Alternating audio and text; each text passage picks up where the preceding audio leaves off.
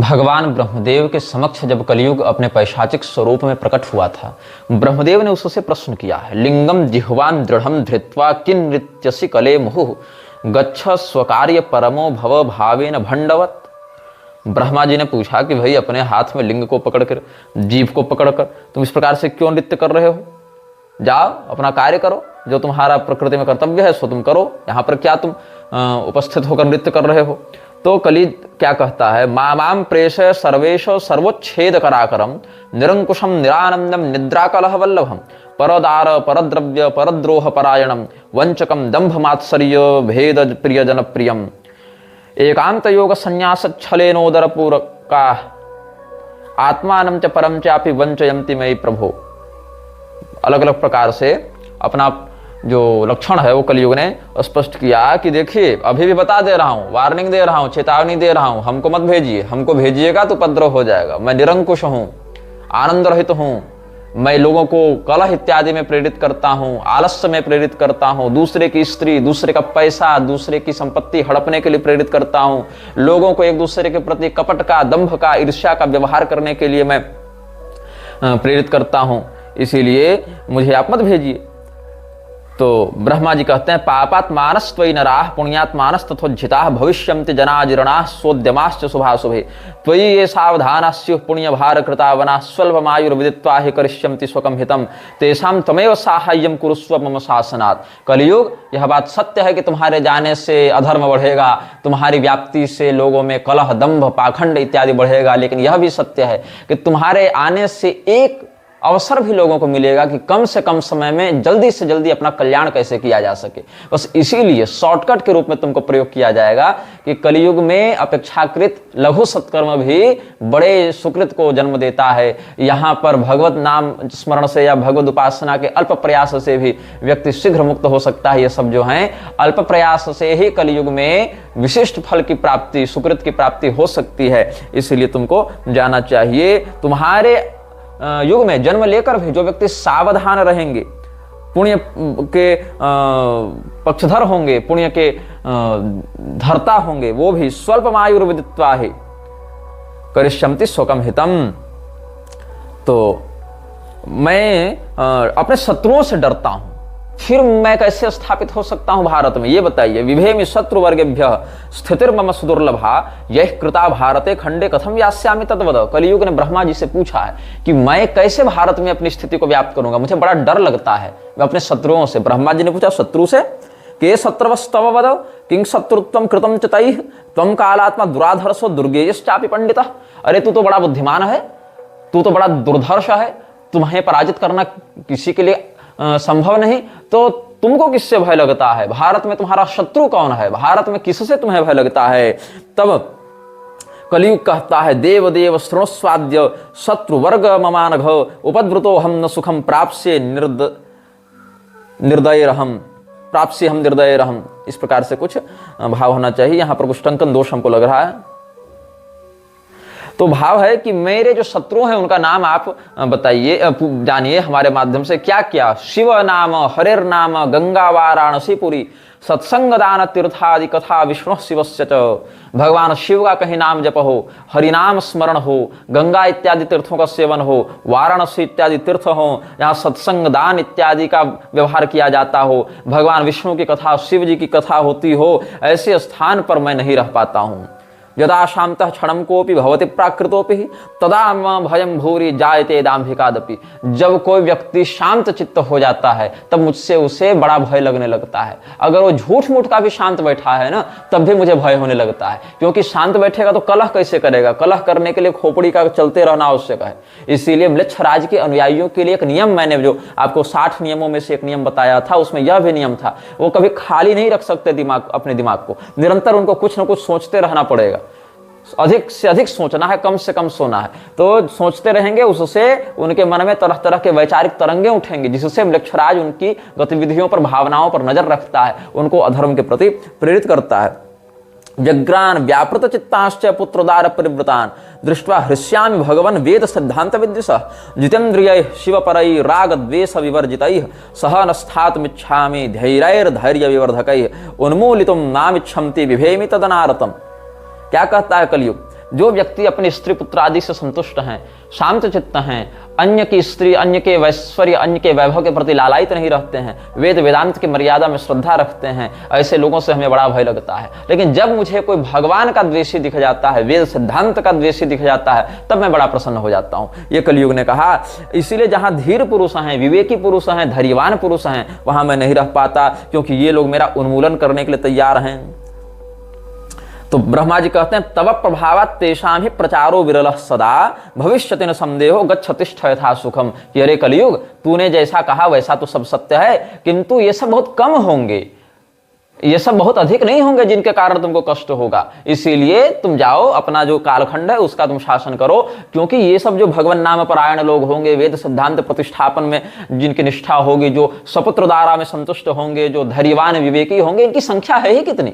इसीलिए तुमको दिक्कत नहीं है, ये होंगे भी तो बड़े कम होंगे, जिससे तुम्हारे जो मूल कालखंडीय सत्ता है वो प्रभावित नहीं होगी, ये ब्रह्मा जी ने कहा। तो आपको अगर पूरी शंकराचार्य जी के वचनों का स्मरण होगा तो उन्होंने क्या कहा था, ब्रह्मा जी की योजना का पात्र है यह, ब्रह्मा जी की योजना का यह पात्र है, वृक्षराज इत्यादि।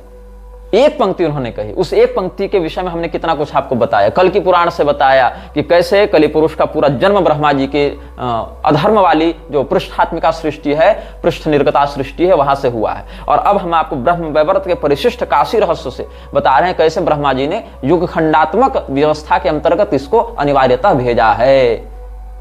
तो एक पंक्ति पूरी शंकराचार्य जी की कहां से टकराई और कैसे आपके सामने प्रस्तुत हुई। अब कलियुग ने कहा, मम तेषां स्वभावस्तु विरुद्धः केन हेतुना उन्मीलितुं मामिच्छन्ति ते तु तानहमप्यहो।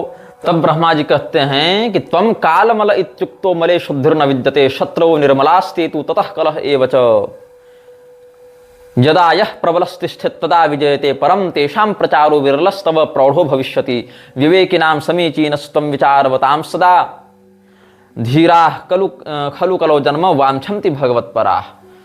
क्या हो गया, हे कलियुग, तू काल का मल है। जैसे हमारे शरीर में मल मूत्र आदि अवशिष्ट भाग होते हैं ना, उनकी शुद्धि नहीं हो सकती, मतलब विष्ठा अब पवित्र कैसे हो सकती है, वैसे हे कलियुग तू तो पवित्र होगा नहीं, क्योंकि तू काल का मल है। समय चक्र की गंदगी क्या है, वही कलियुग है, समय चक्र का अवशिष्ट मल ही कलियुग है। इसीलिए तू पवित्र हो ही नहीं सकता है। हाँ, तुम्हारे जो शत्रु पवित्र होंगे, मतलब जो धर्म के सिद्धांत के श्रद्धालु जन जो पवित्र होंगे, वो भी कलह इत्यादि के माध्यम से तुम्हारे प्रभाव में आते रहेंगे, और जो प्रबल होता है वही विजयी होता है। इसीलिए उनकी धार्मिकता बहुत दुर्लभ हो जाएगी, उनका धर्म प्रचार बहुत क्षीण हो जाएगा, और कलियुग तुम्हारा प्रभाव ही प्रौढ़ हो जाएगा। ये सब कलियुग को कहा। और इसी कारण से कलियुग में विवेक पूर्वक भगवत शरण का, भगवत शरण का, भगवान मार्ग का आश्रय लेने वाला व्यक्ति शीघ्र ही सुकृत को प्राप्त होता है, सद्गति से युक्त हो जाता है। इसीलिए जो लोग विवेकी होंगे वो चाहेंगे हम कलियुग में जन्म लें और यहाँ अल्प प्रयास से मुक्त इत्यादि हो जावें। तो ये सब अलग अलग बातें कलियुग को कहा है इन्होंने। काशी महात्मा है तो विशेष करके भगवती गंगा से आवृत जो पंचक्रोशी क्षेत्र विशेष अविमुक्त है, जिसको काशी कहा जाता है, उसका यहाँ पर निरूपण किया गया है। और भगवान महादेव का वर्णन किया गया है। यहाँ पर वेद धर्मा का उपाख्यान बताया गया है। वेद धर्मा के माध्यम से दीपक शर्मा और वेद धर्मा का यहाँ पर उदाहरण देकर बताया गया है कि कैसे कैसे यहाँ पर अलग अलग गुरुजनों की कृपा से, शास्त्रीय सिद्धांत की कृपा से भगवान महादेव ही काशी में धर्म की स्थिति का संरक्षण करते हैं। काशी नगरी में समस्त संप्रदाय के अनुयायियों का वास भी यहाँ से वर्णित किया गया है। शैव सौर हरिदास विघ्न हृत शक्ति भाषित मनोभिरातम स्वस्वदेव परिसेवनार्थ भी साधिताखिल फलर्निषेवितम। भगवान शिव के उपासक, सूर्य के उपासक, विष्णु के उपासक, गणपति के उपासक, शक्ति के उपासक सभी काशी का वास करते हुए, काशी में वास करते हुए भगवत भजन करते हैं। ये काश्यान निवसन्ति शंकर परा विष्णोः समाराधकास्तेषां पापचयोपि याति विलयम् मुक्तिम लभन्ते पिच। ये काश्याम भवनाशिनीं भगवतीं श्रीमद्भवानीं जना सेवन्ते सततं सुपूजन पराः कामादिभिस्ते स्थिराः सर्वेषां विघ्नहर्तॄणामपि सर्वेश्वरेश्वरी अतो भवान्यधीनं हि क्षेत्रं पूज्यात् ततः परा ये काश्याम प्रभजन्ते ढुंढि गणपम सर्वाघ विघ्नापहम तेषां ढुंढि समस्त शास्त्र विहितान् भोगान् प्रयच्छत्यसौ ये नानाविध मोदकैः सुमधुरैर्विप्रान् सुपूज्यादरात् स्तुत्वा मोदकदास्त एव सुखिनः काश्याम अवश्यम जनाः। इस प्रकार से काश्याम ये सूर्य भक्ता समदम सहिता शंकराराधकास्ते विष्णुं ब्रह्माणम अग्निम विविध सुरगणास्तेर्चयन्तीति नूनम आत्मा यम स्थावराणां श्रुति शतपठितो जंगमानां तथात्मा शीघ्रं काश्याम अवश्यम फलते वृषफलम धर्म कामादि शुद्धम। इस प्रकार से काशी का महात्मा यहाँ पर बताया गया। काशी रहस्य के अंतर्गत हम आपको बता रहे हैं। और कलयुग के प्रभाव से कैसे व्यक्ति विकृत होता है उसका भी वर्णन करते हैं। कलयुग के प्रभाव से क्या क्या विकृति देखने को मिलेगी उसका कहते हैं।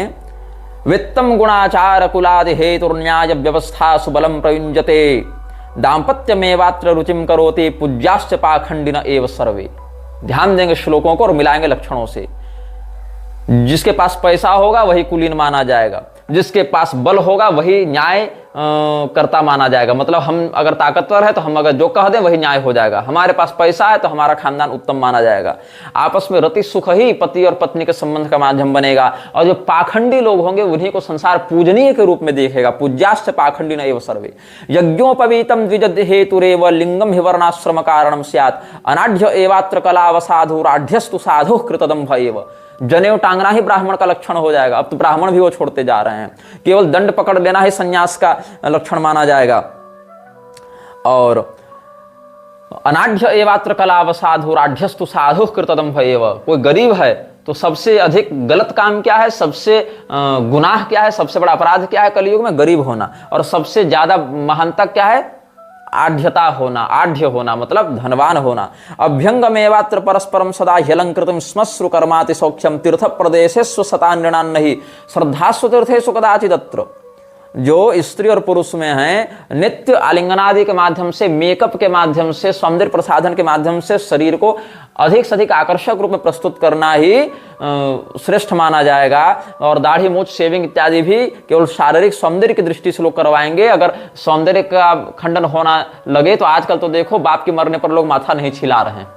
ये सब भी बातें हैं। ऐसे बड़े बड़े कथावाचक भरे हुए हैं जो अपने घर में सूतक लगने पर भी न माथा छिलाते हैं, न दाढ़ी बनाते हैं, नाखून काटते हैं, कुछ नहीं करते हैं। और जरूरत पड़ेगी तो प्रतिदिन कथा के मध्य संकल्पित होने के बाद भी दाढ़ी बनाकर सेविंग करके बैठ जाएंगे मंच पर। ये देख रहे हो कि नहीं? तीर्थ प्रदेशों में अश्रद्धा हो जाएगी और अतीर्थों के प्रति श्रद्धा होने लगेगी। ये सब बातें हैं। और कलौ धर्म सुविरलो यशोर्थे यत्र तिष्ठति राजानो निर्घृणा लुब्धा परदार धनारताः कदा यथा कथंचित् पुरुषः कुटुंब भरणोद्यतः सत्यवादी जनैर्धृष्टः प्रोच्यते पापवान अपि। ये सब बातें हैं। पापवान अपि जनैः सत्यवादी प्रोच्यते। जो पापी है उसको भी लोग सत्यवादी के रूप में माना जाएगा। अगर उसके पास पैसा है तो उसको संत माना जाएगा। कलयुग में धर्म स्थित नहीं रह पाएगा। जहां पर यश की प्राप्ति हो, जहां पर पैसे की प्राप्ति हो, वहीं पर लोग धर्म भी करना चाहेंगे। न ब्राह्मणा वेद वेदार्थ निष्ठा प्रतिग्रहार्थ श्रुति धर्म युक्ता प्रतिग्रहार्थम श्रुति धर्म युक्ता। केवल दान लेने के लिए लालायित होकर लोग वेद इत्यादि का अध्ययन करेंगे। वेद वेदार्थ के ऊपर निष्ठा रखकर ब्राह्मण वेद पाठ नहीं करेंगे। विक्रीय कन्याश्च सुतान परस्परम कुलाद्युपेक्षैव विवाह कारण।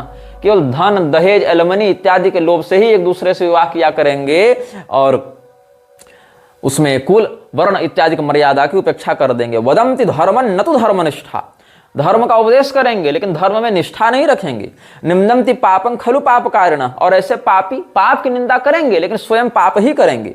देवान गुरुन पितृयज्ञादि सर्वान प्रपंचयन्ते धनलोलुपाद्विजा। क्षत्रियाः परम दुर्लभा कलौ। कलयुग में क्षत्रिय परम दुर्लभ हो जाएंगे। कैसे क्षत्रिय? धर्मशास्त्र गुरुदेव पूजका। जो धर्मशास्त्र का पूजन करें, गुरु देवता इत्यादि का पूजन करें। और करेंगे क्या? तो फिर लोग आहार मैथुन रताः परमादरेण ब्रह्मस्व संग्रह पराः परवाद सूराः न प्राणी रक्षण पराः परमादरेण कुर्वन्ति धर्मात् हननं द्रविणार्थमेव। आहार और मैथुन में ही लगे रहेंगे, है ना। कहीं हम राजपूत हैं, ठाकुर साहब हैं, बाबू साहब हैं तो खाली दारू पी के मुर्गा खा के और पड़े रहेंगे वेश्यावृत्ति और रखेलबाजी में। ये सब भी विलासिता क्षत्रियों में बढ़ती जा रही है। और ये सब कलयुग के कारण हो रहा है। और दान दी हुई वस्तुओं को छीन लेंगे, देवालयों पर कब्जा कर लेंगे, ब्राह्मणों के धन का हरण कर लेंगे, दूसरे की को धमकाने और स्वैग दिखाने में और अपने मोछ में ताव देने में लगे रहेंगे, लेकिन अपनी प्रजा की रक्षा करने में ध्यान नहीं देंगे। केवल पैसे के लिए धर्म की हानि करने वाले हो जाएंगे। ये तो ब्राह्मण की बात बता दिए, फिर क्षत्रिय की बात बता दिए। अब वैश्य कैसे होंगे? तो पैशून्य वंचर परावणिजो निरपाद्या धर्माधिकारी करणे परमार्थ निष्ठा आहार मैथुन धनानि सदादरेण रक्षन्ति शास्त्र विमुखा फल मध्य भक्षा। मांस मदिरा इत्यादि का आहार करते हुए ये सब व्यभिचार इत्यादि में प्रवृत्त हो जाएंगे और चुगली, शिकायत, मिलावटी, घोटाला इत्यादि करते हुए व्यापार में ठगी करने लगेंगे। वैश्या कलौ नहीं भवंति कुलादि युक्ता ये वा भवंति नहीं तेषु वृषः कदाचित। पहले तो अपने कुल धर्म में निष्ठा रखने वाले वैश्य ही नहीं पैदा होंगे। अगर कोई हो जावे, खानदानी हो जावे, तो उसमें धर्म की प्रतिष्ठा वैसी नहीं होगी। और शूद्रादि वृत्त इमे द्विजदेव निम्या विप्रद्विषः परम दारुण बुद्धयश्च। ये सब वैश्य कुल में उत्पन्न होकर भी शूद्रवत आचरण करने वाले होंगे, देवता और ब्राह्मणों की सदैव निंदा करेंगे और बहुत दारुण बुद्धि वाले होंगे। शूद्रास्त्वन्नम स्वल्पमेव दत्वा विप्रेभ्य एव हि कारयिष्यन्ति महतीं सेवां सेवा विवर्जिताः। ब्राह्मणों से शूद्रगण अपनी सेवा करवाने लगेंगे, लेकिन स्वयं सेवा नहीं करेंगे। अन्नादिभिर्व्यवहरन्ति तु ये मनुष्या वैश्या भवन्ति खलु ये व्यवहार दुष्टाः शिष्टास्त एव धनिनस्तु यतः सुपूज्या लोके धनम सुखकरन् ननुतिष्य काले। कलयुग में सबसे बड़ा जो संसाधन है, सबसे बड़ा जो सगा है, हितैषी, वो क्या है? रुपया है, पैसा है। जिसको आधुनिक भाषा हम लोग कहते हैं ना बाप बड़ा न भैया, सबसे बड़ा रुपया, तो वही है। लोके धनम सुखकरन् ननु तिष्य काले। तिष्य काल में, कलयुग में धन से ज्यादा सुखकारी कुछ नहीं है। शूद्रा विशुद्धा नहीं तिष्य काले। कलयुग में शूद्र भी विशुद्ध नहीं रह जाएंगे। द्विजादि वेश आश्रुति तत्पराश्च। और ब्राह्मण के समान वेश धारण करके वेद का प्रवचन करने लगेंगे। देख लो प्रभुपाद को क्या कर रहा था, शूद्र होकर भी वेद का प्रवचन कर रहा था। ये कलयुग का लक्षण है, कलिपुरुष का ये अभिवर्धन कर रहा है। द्विजादि वेशाश्रुति तत्पराश्च। अभी रोज तुम पेपर में देखते होगे कि अमुक समुदाय के एसटी, एससी, ओबीसी को महामंडलेश्वर बनाया गया, जगत गुरु बनाया गया। ये सब कौन करा रहा है? मृच्छराज करवा रहा है, कलयुग को बढ़ाने के लिए करवा रहा है। ये सब कलयुग का लक्षण है। और ये सब कौन है? स्वयं को महामंडलेश्वर, आचार्य महामंडलेश्वर, स्वयं को जगत गुरु, स्वयं को पीठाधीश्वर, स्वयं को तत्वदर्शी, ज्ञानी, महात्मा, महाब्रह्मर्षि, पता नहीं क्या क्या बनाने वाले ये सब दुष्ट हैं, जो कि धर्म के सिद्धांत को न जानते हैं न मानते हैं। वो केवल धर्म को बिजनेस बनाकर रखे हैं और कलयुग में लोगों को ठगने के लिए, वंचित करने के लिए वंचक बनकर आए हुए हैं, क्योंकि निरंकुश हो गए हैं। इनके ऊपर किसी का शासन नहीं है, ऐसा ये मानते हैं। शूद्रा विशुद्धा नहीं तिष्य काले द्विजादि वेशा श्रुति तत्पराश्च शास्त्रार्थवादर जनवंचकाश्च कलौ भविष्यन्ति निरंकुशास्ते। ये चारों वर्ण आश्रमों की यही स्थिति है। कलौ दुष्टा दुराचारा निर्दया शुष्क वैरणः दुर्भगा भूरि तरशाश्च सर्वे वर्णास तथाश्रमा। तब क्या होगा? मोह, झूठ, दंभ, आलस्य, हिंसा, डिप्रेशन, विषाद, शोक, मोह, ये सब माया, ये सब लोगों में बहुत व्याप्त हो जाएंगे। तदा माया नृतम दंभो निद्रा हिंसा विषादनम शोको मोहो भयम दैन्यम लोकानां प्रचुरम भवेत्। और कैसे लोग होंगे कलयुग में? क्षुद्रः क्षुद्र सुख प्रदाह कलियुगे मर्त्या महाभोजनाः क्षुद्र प्राण धनादिपोषण पराः कामाधिकाः क्रोधिनः लोभाविष्टमनोजुषः परदया हीनाः सदा वंचका रागद्वेष पराः परापर विचाराद्य सदा चोद्धिताः वित्तैर्हीनः स्वैरवृत्ति प्रसंगाः स्वैरणीयश्च स्त्रीषु या श्रेष्ठ वर्णाः। श्रेष्ठ वर्ण की ब्राह्मण, क्षत्रिय इत्यादि की जो लड़कियां होंगी, बहुएं होंगी, वो भी व्यभिचारिणी होने लग जाएंगी। दस्युत्कृष्टा लोक संघा सपापा वेदा क्षीणा ब्राह्मणा सेवकास्ते। वेद अपनी मर्यादा से विलुप्त होते जाएंगे, मतलब वेदों की मर्यादा विलुप्त होती जाएगी। ब्राह्मण भी जो है वो नौकरी पेशा सेवक वृत्ति वाले हो जाएंगे। कलौ न विप्रः समय स्थिता क्वचिन नृपाः प्रजा भक्षण वित्तलो रूपाः व्रतादिहीना बटवो विशुद्धा गृहस्थ रूपाः खलु तस्करा मताः वनेन वासो वतवासिनाम ही धनार्थिनः प्रव्रजिताः कलयुगे। संन्यास क्यों लेंगे लोग कलयुग में? ताकि बड़े बड़े मठ के महंत बन जावें, सन्यासी होकर संप्रदाय में दीक्षा ले लें और खूब मठ के पैसे से अय्यासी करें। इसके लिए धनार्थिनः प्रव्रजिता कलयुगे। ह्रस्वास्त्रियो विपुलं भक्षयन्ति बालाः क्षुधार्ता बटवः कदर्याः वचांसि तिक्तानि वदन्ति चांगनाः शौर्यादिवि भत्स निषिद्ध कर्तृः पाखंड प्रभवा विप्राः क्षत्रियो वणिजो मताः वणिजः कूटकर्तारः संपदः पाप हेतवः। ये सब पितृपक्षम परित्यज्य भार्या पक्षम भजन्ति ही गुरुवाक्यम न कुर्वन्ति स्त्रीणाम दास्य परा नरा।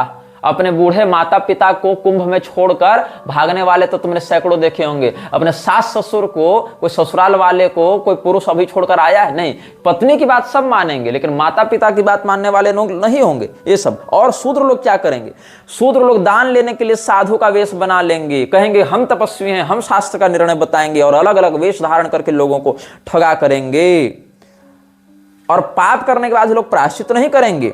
और धर्म को जो नहीं जानते हैं, धर्म के विषय में जिनको कुछ नहीं पता है, ऐसे मूर्ख, ऐसे पाखंडी, ऐसे दंडनीय लोग भी व्यासपीठ पर बैठकर धर्म का व्याख्यान करेंगे। ये कलयुग का लक्षण देख लो। शास्त्र क्या कहते हैं? शूद्राः प्रतिग्रह परा निर्णयज्ञास् तपस्विनः नाना वेशैर्वञ्चयन्तो लोकान् वाक्पाटवैः शनैः प्रायश्चित्तं करिष्यन्ति पापं कृत्वापि नो जनाः धर्मं वक्ष्यन्त्य धर्मज्ञा अधिरुह्योत्तमासनम्।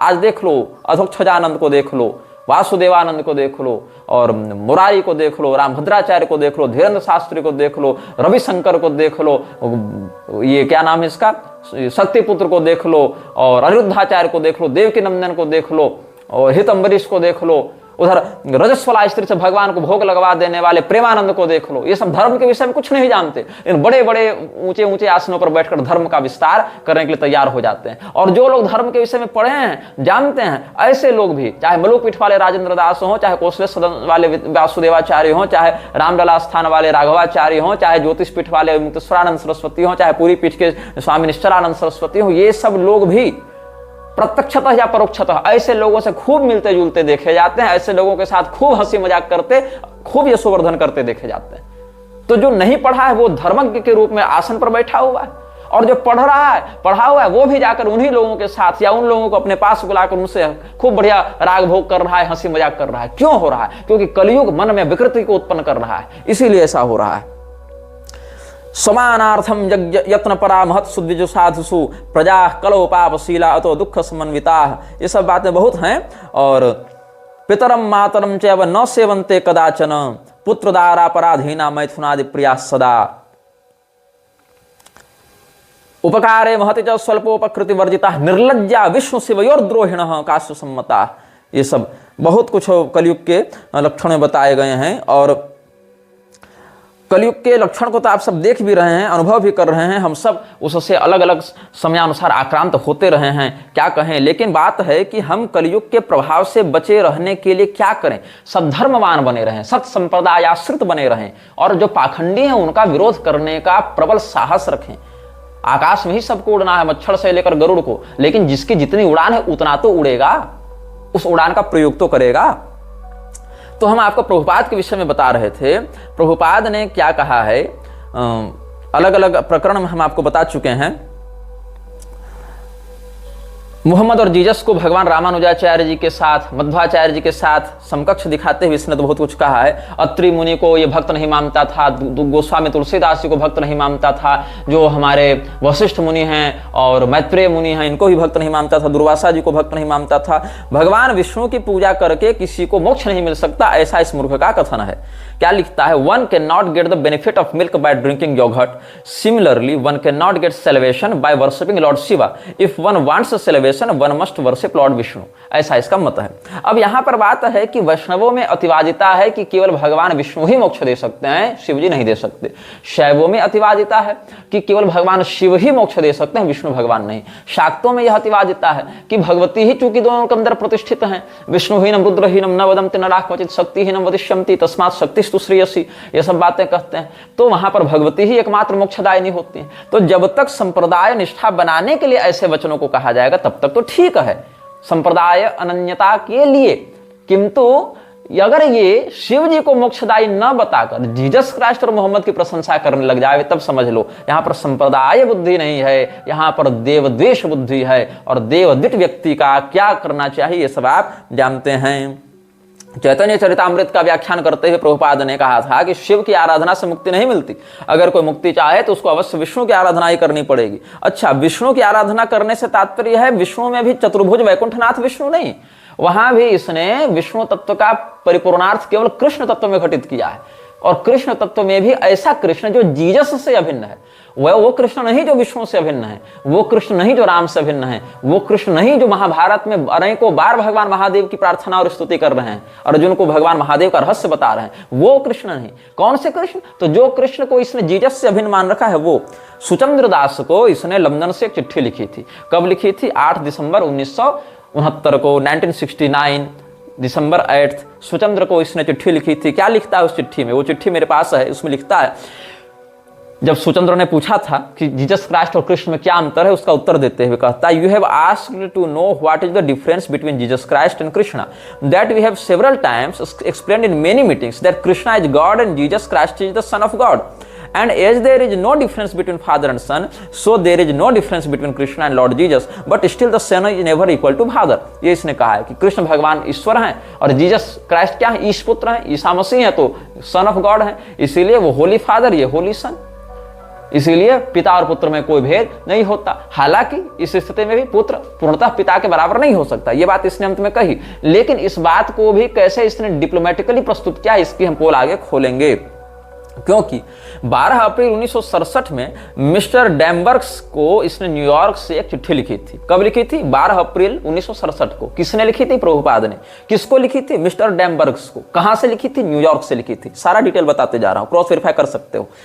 जीसस क्राइस्ट को स्वयं का ये मालिक, स्वयं को जीसस क्राइस्ट का ये सर्वेंट बताता था। कौन? प्रभुपाद। अब भगवान कृष्ण का दास हूं हम इस भाव से जो भगवान कृष्ण की शरणागति ग्रहण करे। अगर वो व्यक्ति कहेगा मैं केवल कृष्णदास हूं, मैं शिवदास, मैं रामदास, मैं दुर्गादास नहीं बन सकता, मैं केवल कृष्णदास हूं, तो समझ में आता है कि शरणागति की अनन्यता है। लेकिन अगर वो व्यक्ति ये कहे कि शिव जी के हम दास तो नहीं हैं, हम केवल कृष्ण जी के दास हैं, लेकिन हम जीसस क्राइस्ट के भी दास हैं, तब समझ लो कि मामला कहां गड़बड़ जा रहा है। अब ये क्या लिखता है? I am also an significant servant of Lord Jesus Christ because I am preaching the same message as Lord Jesus did. शब्दों पर फिर से गौर करना, मैं पुनः दोहराता हूं। आई एम ऑल्सो एन इनसिग्निफिकेंट, मतलब बहुत महत्वपूर्ण भी नहीं, मैं तुच्छ सेवक हूं मैं जीसस क्राइस्ट का, ऐसा प्रभुपाद कहता है। I am also an insignificant servant of Lord Jesus Christ because I am preaching the same message as Lord Jesus did. और ये प्रसन्नता व्यक्त करता है ये अपने अभियान के लिए प्रभुपाद कि हमें प्रसन्नता है कि लॉर्ड जीसस क्राइस्ट ने हमारे अभियान को अपना आशीर्वाद प्रदान किया है, स्वीकृति प्रदान की है। ये चिट्ठी कब लिखी गई थी? कहां से लिखी गई थी? किसके लिए लिखी गई थी? ये भी बताता हूं। सैन फ्रांसिस्को से 7 अप्रैल 1967 ईस्वी को, 1967 7 अप्रैल सैन फ्रांसिस्को से प्रभुपाद ने कीर्तनानंद को यह चिट्ठी लिखी थी। इस चिट्ठी से हम आपको एक अंश पढ़कर सुनाते हैं। ये क्या लिखता? I am very glad to learn that Jesus Christ has approved our activities.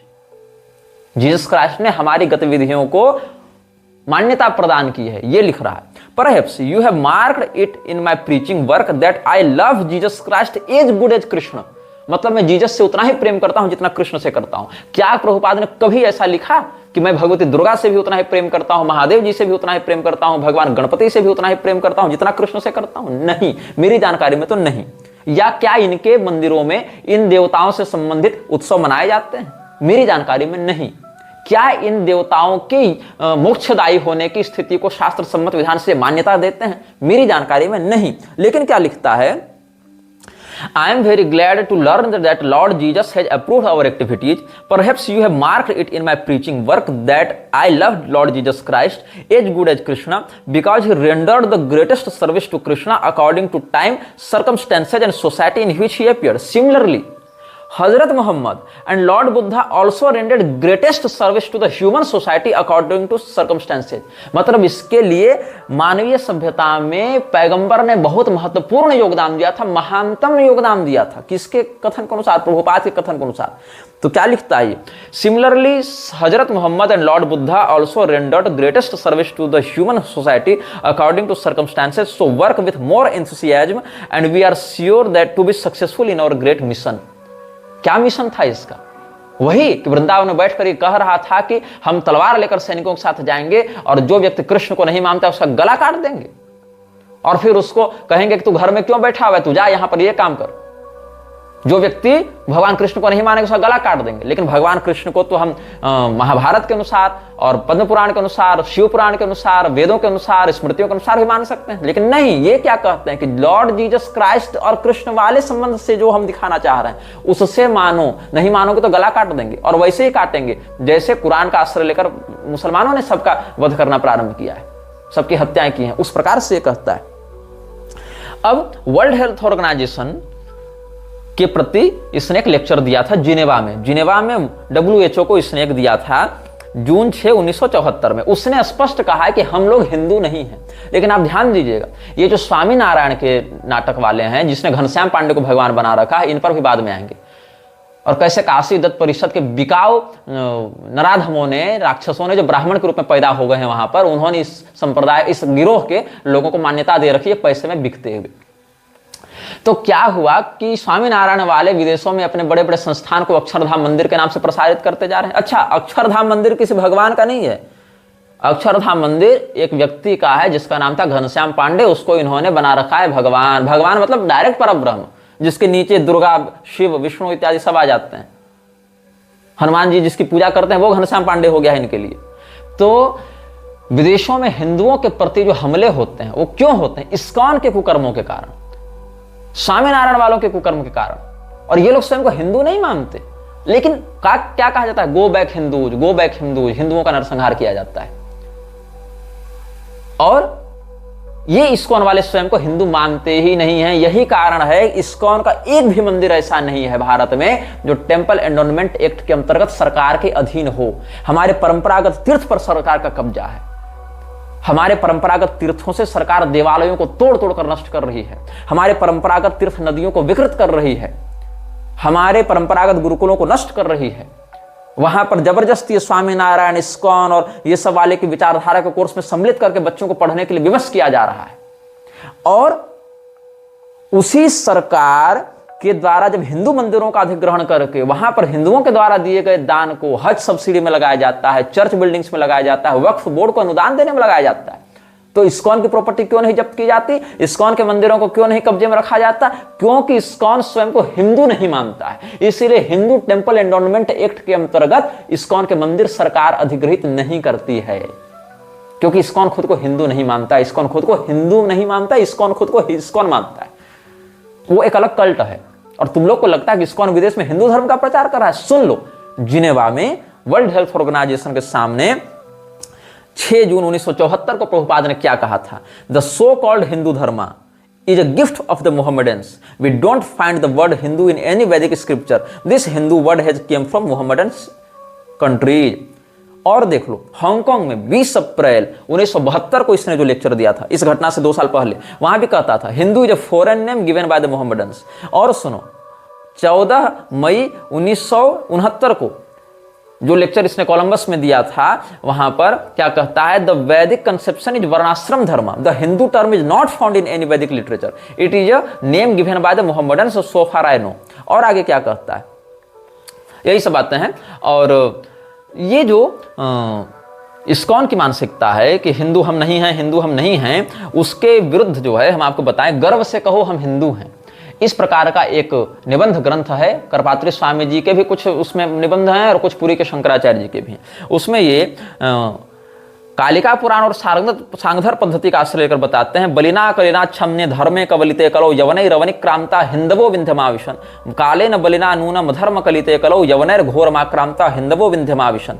यवनै रवनिक क्रांता हिंदवो विंध्यमाविशन बलिना वेद मार्गोयम कलिना कवलिकृतः। इस प्रकार के श्लोकों का उन्होंने प्रमाण दिया है। हाँ, ये श्लोक वर्तमान में कालिका पुराण की प्रचलित प्रति में प्राप्त नहीं होते हैं उस रूप में, किंतु प्राचीनतम ग्रंथों में इनका संदर्भ प्राप्त होता है। इसलिए समझना चाहिए कि ये परिशिष्टादि में भी या बृहत्तर संस्करण आदि में भी प्राप्त होते होंगे।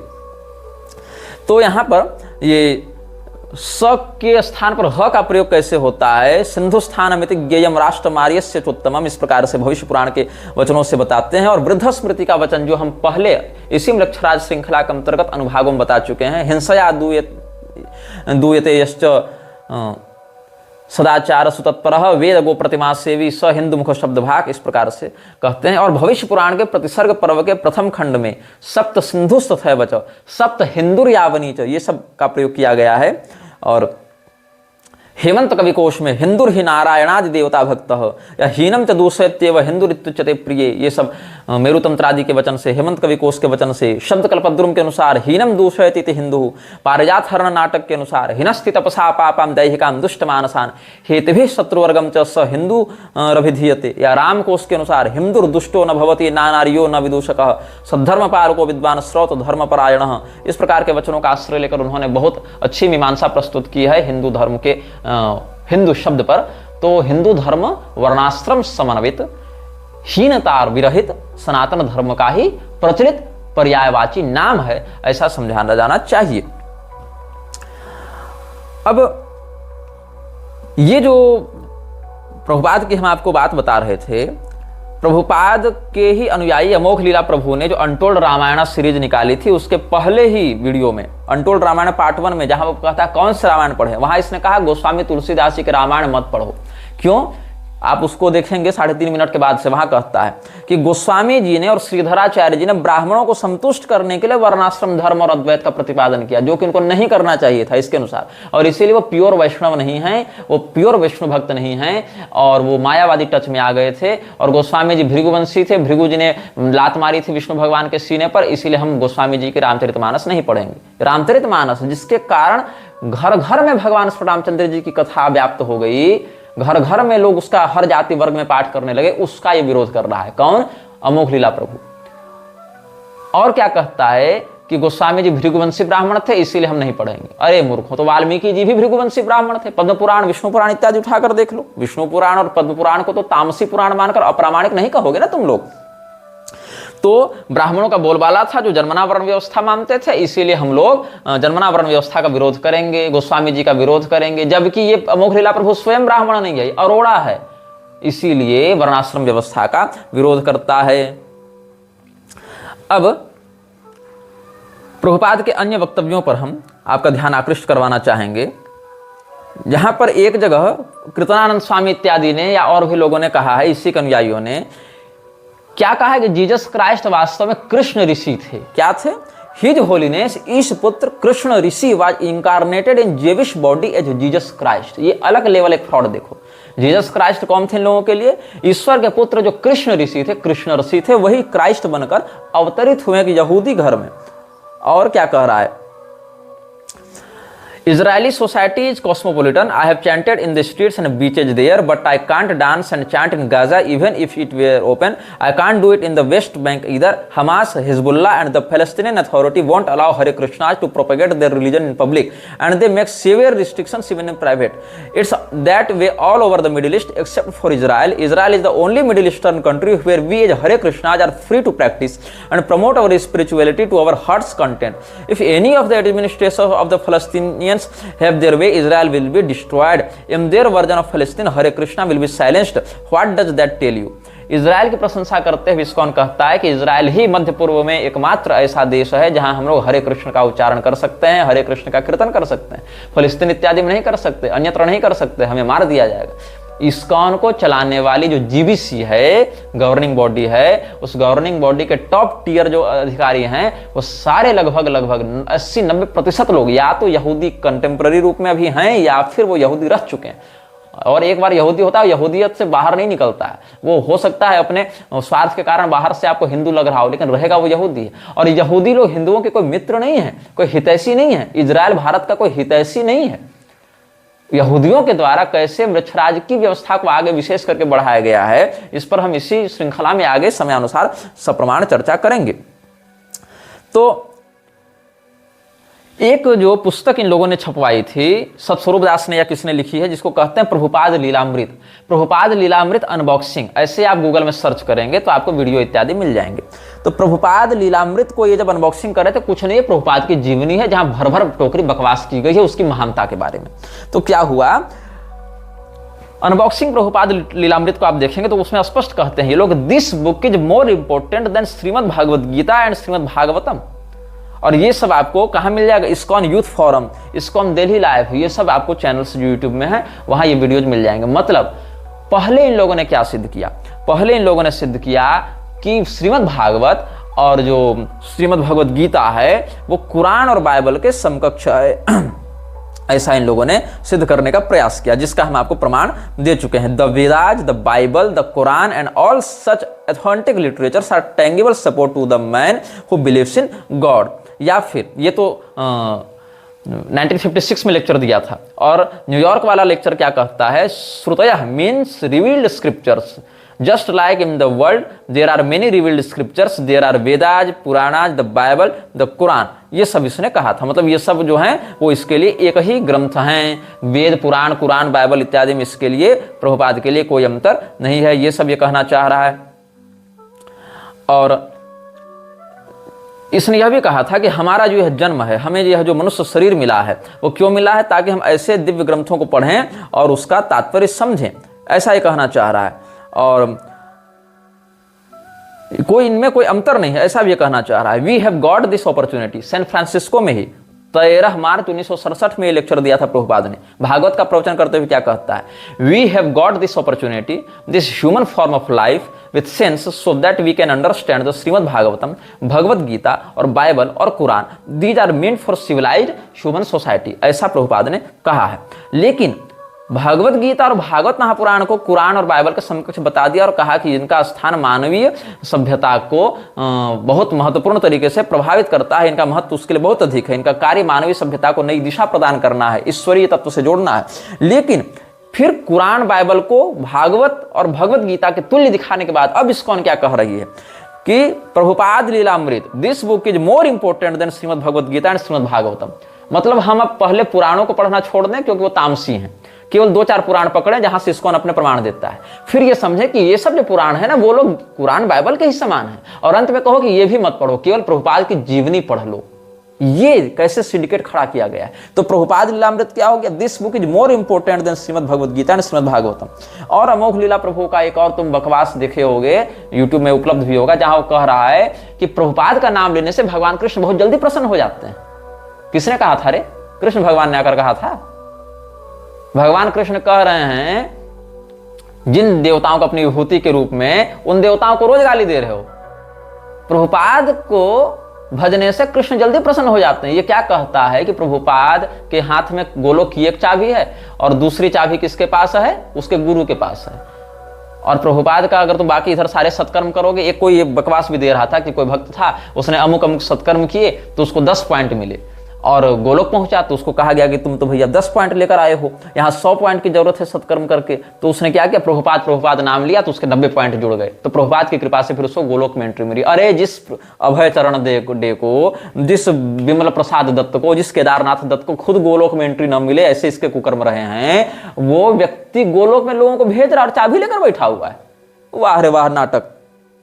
तो कहता है कि गोलोक की 2 चाबियां, एक प्रभुपाद के पास और एक उसके गुरु के पास, और प्रभुपाद का नाम लेने से भगवान कृष्ण और जल्दी प्रसन्न होते हैं और जल्दी गोलोक देते हैं। और प्रभुपाद की जो जीवनी है वो किससे बड़ी है, मतलब कृष्ण भगवान की कही गीता से और सुखदेव जी की कही श्रीमद् भागवत से भी ज्यादा महत्वपूर्ण कौन है, प्रभुपाद की जीवनी है, ये लोग कहना चाह रहे हैं। और प्रभुपाद खुद क्या कहता था, जिसके हाथ में गोलोक की चाबी थी, वो क्या कहता था, जो 19 नवंबर 1965 की बात है, Lord Jesus preached the message of God and I have taken up the same mission and it would be good luck for me if I can follow the footprints of Lord Jesus who preached the message of God in spite of all persecution. Lord Jesus is a living example how one have to suffer in this material world simply for the matter of preaching the message of God. तो ये क्या कर रहा है, हमारा वह सौभाग्य होगा अगर हम लॉर्ड जीसस क्राइस्ट के चरण चिन्हों का अनुसरण कर सकें। कौन कह रहा है, प्रभुपाद। वही प्रभुपाद जिसकी जीवनी गीता से भी अधिक महान हो गई, और वही प्रभुपाद जिसके हाथ में गोलोक की चाबी ये लोग बताते रहते हैं। तो ये सब तो फ्रॉड है इसका। अब देखो, इसके अनुसार जो क्राइस्ट शब्द है वो ग्रीक शब्द क्रिस्टोस से निकला है, और क्रिस्टोस शब्द कृष्ण का अपभ्रंश है। कैसे, इसको कुछ होश नहीं है, बस इसने कह दिया, इसके अनुयायियों ने मान लिया। तो एक फोरम में पढ़ रहा था, इस्कॉन के अनुयायी कैसे इन बातों को आंख कान मूंद कर विश्वास कर लेते हैं। तो ये देखो, इस्कॉन के टेम्पल्स में तुमको प्रभुपाद की मूर्ति मिलेगी, लेकिन गणेश जी की मूर्ति नहीं मिलेगी, शिव जी की मूर्ति नहीं मिलेगी, क्योंकि ये लोग अपूज्य हैं इनके लिए। एक प्रभुपाद की बड़ी सुंदर पूजा होती रहनी चाहिए, प्रभुपाद के चेलों की पूजा होती रहनी चाहिए। प्रभुपाद तो देवता के समान राग भोग रोज उसका लगेगा, लेकिन गणेश जी की और दुर्गा जी की और विष्णु भगवान की या ये जो शिव जी हैं या सूर्यदेव हैं उनकी पूजा नहीं कर सकते हैं ये लोग, प्रभुपाद की पूजा करेंगे। तो एक यूजर ने लिखा था, इस्कॉन से पूछा था कि sorry but where is your Vedic scriptural statement that Christ become Christos and then Christ. क्योंकि इसने कहा था ना हिंदू शब्द हमें वेदों में नहीं मिला है, इसीलिए हम उस खुद को हिंदू नहीं मानते। ठीक है भैया, नहीं मानते, लेकिन वेदों में यह भी तो नहीं मिला है कि क्राइस्ट शब्द कृष्ण से निकला है। इसका क्या वैदिक प्रमाण है तुम्हारे पास? तो पूछता है कि यूजर, ये कन्वर्सेशन था 26 जुलाई 2018 का। Sorry, but where is your Vedic scriptural statement that Christ become Christos and then Christ? As you state, spiritual master speaks nothing more than what he heard, and where is the historical proof also? तो मधुद्विष दास ने क्या इसको उत्तर दिया है, जो कि ISKCON का एक प्रवक्ता है। मधुद्विष दास ने कहा है कि प्रूफ क्या है? प्रभुपाद ने कहा है, यही प्रूफ है। The proof is Srila Prabhupada said this. Srila Prabhupada is a pure devotee of Krishna, non different from Krishna, so that is the Vedic scriptural statement you are looking for. देख रहे हो थे, मधुद्विष दास ने ये उत्तर दिया था। कब दिया था? 4 अगस्त 2018 को रात को 8:17 में। ये मैंने आपको सारा रिकॉर्ड बताया, क्रॉस वेरीफाई भी आप कर सकते हैं कि कृष्ण शब्द ही क्रिस्टोस बना, वही क्राइस्ट बना, इसलिए जीसस और कृष्ण एक हैं। ये वेद में कहां लिखा है? बोले वेद में क्या, हमारे श्रील प्रभुपाद ने कहा, यही वैदिक प्रमाण है। अच्छा, क्यों? क्योंकि श्रील प्रभुपाद जो है कृष्ण भगवान के प्योर डेवोटी हैं, और प्योर डेवोटी भगवान से अभिन्न हो जाता है। मे मतम ज्ञानित्वात्म में मतम, तो ज्ञानी सर्वोच्च भक्त और प्रभुपाद से बड़ा ज्ञानी बड़ा भक्त कौन? इसलिए वो कृष्ण भगवान से अभिन्न हो गया। इसीलिए हमारे प्रभुपाद ने जो कहा वही वेद प्रमाण है। ये देख रहे हो इन लोगों की थेथरे, यही वेद प्रमाण हो गया इनके लिए। मतलब अगर हम कहीं धर्मशास्त्र से कोई बात दिखावें तो कहेंगे नहीं नहीं ये तो प्रक्षिप्त है, ये तो तामसी, हम इसको नहीं मानते, ये सब मायावादी है। अच्छा, अगर इनसे पूछो तुम ही बता दो तुम जो कह रहे हो उसका क्या प्रमाण है, तो नहीं नहीं हमारे प्रभुपाद ने कह दिया ना, वही प्रमाण है, क्योंकि वो तो परम भक्त हैं भगवान के। तो प्रभुपाद के अनुसार Goswami Tulsidas was not pure Vaishnav. Prabhupada के अनुसार, referring mister Prabhupada, Srila Prabhupada, Durvasa Muni was non devotee, Atri मुनि वाज नॉन डिवोटी, वशिष्ठ मुनि was non devotee, Maitreya Muni was non devotee, Swami Karpatri ji, Swami Akhandanand ji are rascals, Goswami Tulsidas is a non devotee, but Prabhupada is a pure devotee, and what Prabhupada says should be considered as a bona fide Vedic example and Vedic reference. ये इन लोगों ने प्रपंच बना रखा है, ये इन लोगों ने मानसिकता विकृत कर रखी है लोगों के मन में। वीडियो जल्द ही हटा दिया जा सकता है, कृपया थर्ड पार्टी एप्स का उपयोग करके डाउनलोड करें। आप इस वीडियो को अपने चैनल पर फिर से अपलोड भी कर सकते हैं।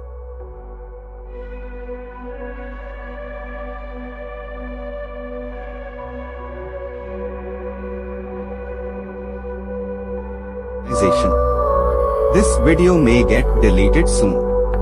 Please download using third-party apps. You may also re-upload this video on your channels.